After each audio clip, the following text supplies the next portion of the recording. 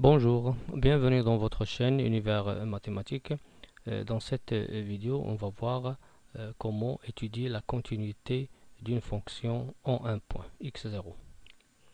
Donc, on veut étudier la continuité de la fonction f de x définie par 6e moins 2x sur la valeur absolue de x moins 3 en x0 qui est égal à 3, tel que f de 3 égale à moins 2. Donc, continuité, ça veut dire quoi? Donc, comme limite, f est continu en x0, on dit que f est continu en x0 si et seulement si la limite en x0 de la fonction f de x est égale à f de x0. C'est-à-dire ici, pour montrer que cette fonction f est continue en 3, on va calculer la limite quand x tend vers 3 de la fonction f de x. Il faut trouver f de 3 qui est 2. Bien. Ici, lorsque je veux calculer cette limite, la limite quand x tend vers 3 de 6 moins 2x sur la valeur absolue de x moins 3, donc je vais trouver 0 sur 0.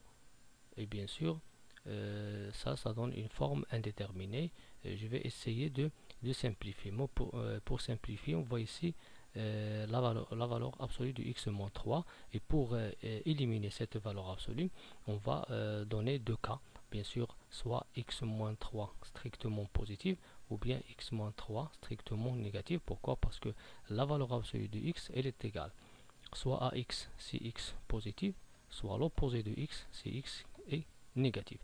Pour cela, on va utiliser la limite à droite et la limite à gauche de la fonction f de x. Donc, f continue en x0 si seulement si une seule limite, la limite quand x tend vers x0 de f de x égale à f de x0, ou bien la limite quand x tend vers x0 plus de f de x est égale à la limite quand x tend vers x0 moins de f de x égale à f de x0. Bien, si je trouve que les deux limites ils nous donnent l'image de x0, alors ça veut dire que la fonction elle est continue en x0. Donc maintenant, on ne va pas calculer la limite de cette fonction en 3, mais à droite de 3. Donc la limite quand x tend vers 3 plus de f de x est égale à la limite quand x tend vers 3 plus de 6 moins 2x sur la valeur absolue de x moins 3. Et on sait que puisque x tend vers 3 plus, ça veut dire que x est supérieur strictement à 3. Ça veut dire que x moins 3 est strictement positif. Donc la valeur absolue c'est elle-même x moins 3. Bien. Mais pour 6 moins 2x, je vais essayer de factoriser 6 moins 2x. À quoi est égal? Égal à 2 facteurs de 3 moins x. Donc je vais trouver la limite quand x tend vers 3 plus de quoi? De 2 facteurs de 3 moins x sur x moins 3.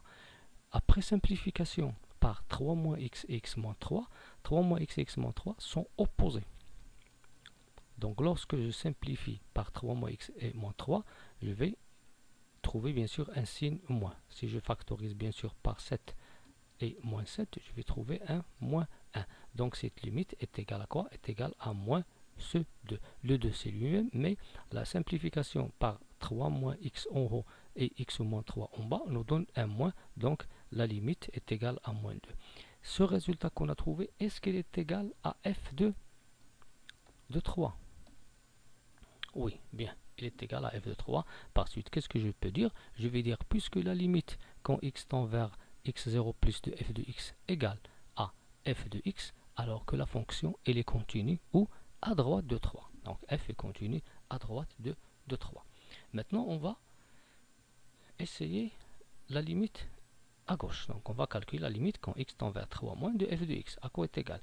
Est égal à la limite quand x tend vers 3 moins de 6 moins 2x sur la valeur absolue de x moins 3. Pour 6 moins 2x, on va factoriser par 2 pour donner 3 moins x. Mais pour x ici, il tend vers 3 moins, ça veut dire que x il est inférieur à 3. Ça veut dire que x moins 3 est négatif. Donc la valeur absolue de x moins 3 est égale à quoi? Elle n'est pas égale bien sûr à x moins 3, mais est égale à, soit on écrit 3 moins x, ou bien on écrit moins x plus 3. Finalement, on trouve que la limite quand x tend vers 3 moins de la fonction qui est égale maintenant à 2 facteurs de 3 moins x sur 3 moins x. Je simplifie par 3 moins x, je trouve seulement 2. Bien, est-ce que ici j'ai trouvé l'image de 3? L'image de 3 donnée ici c'est moins 2. Non, bien sûr 2 différent de moins 2 qui est f de 3. Donc qu'est-ce que je peux dire maintenant? Je peux dire que la fonction f n'est pas continue à gauche de 3.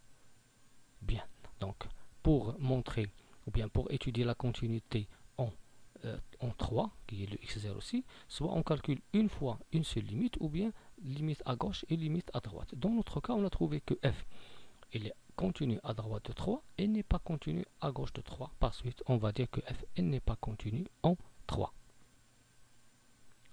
Merci.